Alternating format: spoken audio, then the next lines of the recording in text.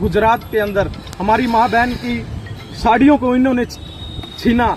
तो देखिए, जब जिस देश के अंदर बेटी बचाओ बेटी पढ़ाओ के नारे दिए जाते हैं और उन बेटियों पे लाठियां बरसाई जाती हैं, वो देश कैसा होगा।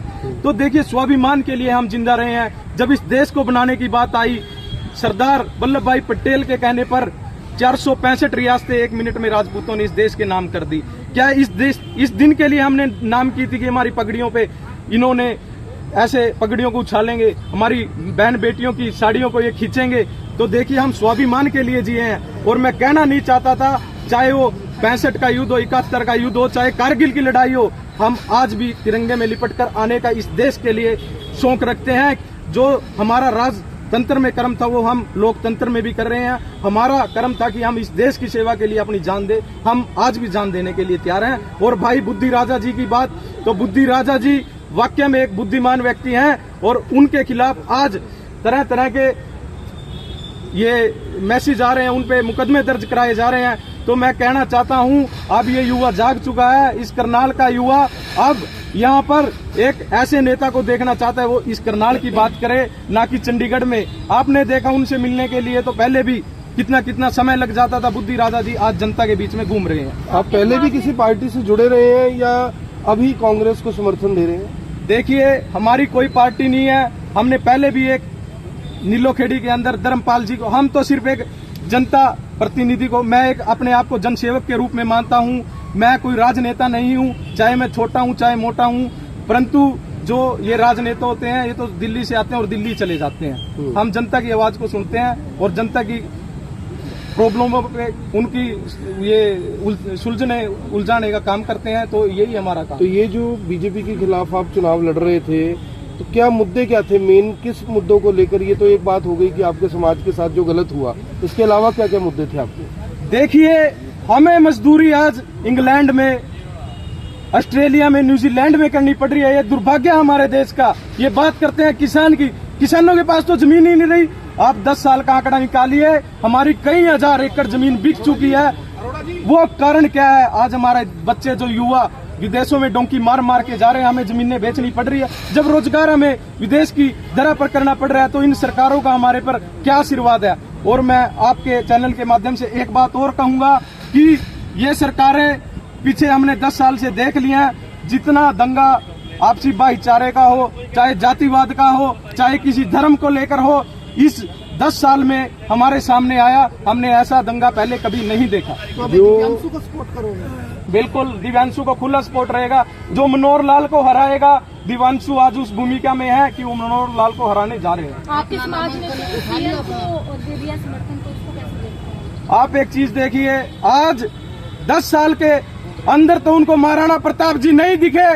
क्या आज 10 साल के बाद महाराणा प्रताप के चरणों में फूल चढ़ाने पड़े? तो 10 साल पहले वो राजपूत समाज को भी पता है, वो 10 साल किन एसियों की हवा में बैठे थे। शायद वो 10 के 10 साल वहां फूल चढ़ाते तो उनके राणा प्रताप के संघर्ष से पता चलता कि एक घास फूस की रोटियां खाकर उन्होंने इस देश के लिए क्या बलिदान दिया, क्या त्याग दिया और क्या समर्पण दिया। उन्होंने सिर्फ एसियों की हवा खाई। वो इसको सिर्फ एक पॉलिटिकल इशू बनाना चाहते हैं कि आज वो वहां माला चढ़ाए आएंगे, कल को क्षत्रिय समाज उनको वोट देगा। कल जी बताइए आगे। मैं कहना चाहता हूं, क्षत्रिय समाज तो आज उनको चोट देगा। बराड़ा के अंदर एक राज्य स्तरीय आज आयोजन किया गया है महाराणा प्रताप जी की जयंती के रूप में। वहां पर पूरा समाज फैसला लेगा, जो भाजपा को हराएगा हम उसको मजबूत करने का काम करेंगे। आखिरी सवाल है, 3 विधायकों ने, निर्दलीय विधायकों ने समर्थन दिया है कांग्रेस को।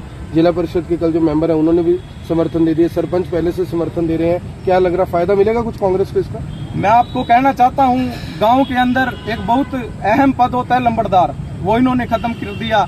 उसके बाद सरपंच अपनी मांगे तो मांग रहे थे। अगर पूरे देश के अंदर सबसे बड़ी पंचायतें गांव की पंचायत मानी जाती है, उनको इन्होंने पंचकुला के अंदर लाठियां बरसाई। उसके बाद जिला पार्षदों के भी बहुत से मुद्दे थे, उनकी इन्होंने सुनवाई नहीं की। आप किसी भी महकमे को उठा लो, किसी भी वर्ण वर्ग या किसी धर्म को उठा लो, आज इनसे कोई खुश नहीं है। हर व्यक्ति इनसे दुखी है और हर व्यक्ति ने मन बना लिया है कि अब हम वोट देंगे इनके खिलाफ, जो इनको हराएगा हम उनको जिताएंगे। करनाल की लोकसभा के लोगों से कुछ कहना चाहेंगे? मैं करनाल की लोकसभा के लोगों से सिर्फ एक बात कहना चाहता हूं, इस बुद्धि राजा को मजबूत करिए। इस बुद्धि राजा ने 5 मुकदमे दर्ज आपके लिए कराए हैं, करनाल के लोगों के लिए कराए हैं। और बुद्धि राजा वो व्यक्ति है खट्टर साहब, 20 मुकदमे और आप दर्ज कर दो, ये यहाँ से नहीं जाएगा। हम जब तक इसको नहीं जिताएंगे यहाँ से जाने नहीं देंगे। और इस लोकसभा में ये हमारी आवाज को, करनाल की आवाज को लोकसभा के अंदर बुलंद करेगा, करनाल के मुद्दों के लिए लड़ेगा, करनाल की आम आवाम के लिए लड़ेगा और जनता का प्रतिनिधि बनकर इस जनता के फैसले वहां से लेगा। जो फैसले वहां से आएंगे वो आपके हित में आएंगे। मैं तो इतना आपको विश्वास दिलाता हूं और आपसे यही हाथ जोड़कर निवेदन करता हूं, भाई बुद्धि राजा को वोट दो।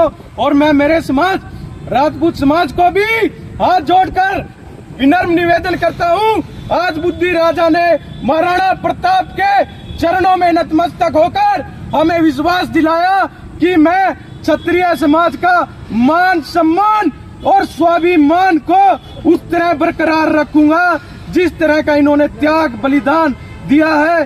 तो मैं दोबारा फिर यही संदेश दूंगा, बुद्धि राजा को जिताओ, इस देश को बचाओ, भाजपा को भगाओ, इस देश को बचाओ। क्षत्रियों के मान सम्मान को बचाने के लिए इस भाजपा को भगाना होगा, भगाना होगा, भगाना होगा। कांग्रेस तो खुद साथ नहीं दे रही दिव्यांशु बुद्धि राजा, आपके समर्थन से क्या होगा? हमारे समर्थन से क्या होगा? आप ये देखिए, जब हमको किसी ने दिया, मेरा पूरा पिक्चर पंकज गाबा हैं जो करनाल में दिव्यांशु बुद्धि राजा के लिए कैंपेनिंग कर रहे हैं। पंकज, किस तरह देखते हैं जो एक युवा लड़के ने जो लोकसभा चुनाव लड़ना चाहता था दिव्यांशु के समर्थन में कहीं ना कहीं अपना नामांकन वापस ले लिया?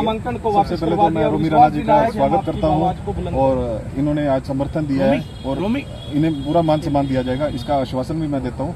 और दूसरी बात, नेचुरली बात है, दिव्यांशु बुद्धि राजा को चुनावों में रोमी राणा जी के आने से मजबूती मिलेगी। और आप जैसे दिन पर दिन देख रहे हैं, जैसे परसों 3 निर्दलीय विधायकों ने समर्थन दिया और उसके बाद कल 20 पार्षदों ने मीटिंग की और आज रोमी राणा जी ने पहले से है। हाँ, तो इनके प्रति ना लोगों के अंदर जो गुस्सा था वो फूट के निकल रहा है। और जैसे जैसे 25 तारीख नजदीक आती रहेगी, लोगों का आप नेचुरली रोज देखेंगे, हर रोज बम फूटेंगे और एक दिन 25 तारीख को बड़ा धमाका होगा, उसका रिजल्ट 4 जून को आएगा। चलो, इस धमाके का नुकसान लोगों को नहीं होना चाहिए, इसका ध्यान रखना है आपने। बिल्कुल निश्चित तौर पर मजबूती नजर आ रही है। आप देख ही सकते हैं युवाओं में कितना जोश है, हर रोज उनके प्रोग्राम हो रहे हैं, 20-20, 25-25, 30 प्रोग्राम हो रहे हैं दिन के, सुबह 7 बजे से लेकर 12-12, 1-1 बजे तक प्रोग्राम हो रहे हैं। तो लोगों में जोश है, तभी तो ऐसे प्रोग्राम हो रहे हैं। तो जो लोगों के अंदर जो गुस्सा 5 साल नहीं, पिछले 10 साल से दबा हुआ था, वो अब धीरे धीरे निकल रहा है। और मैं आपको यकीन से कह सकता हूँ, 4 तारीख को केवल हरियाणा में ही नहीं, पूरे भारत में आपको चीज दिखेगा। जी, धन्यवाद।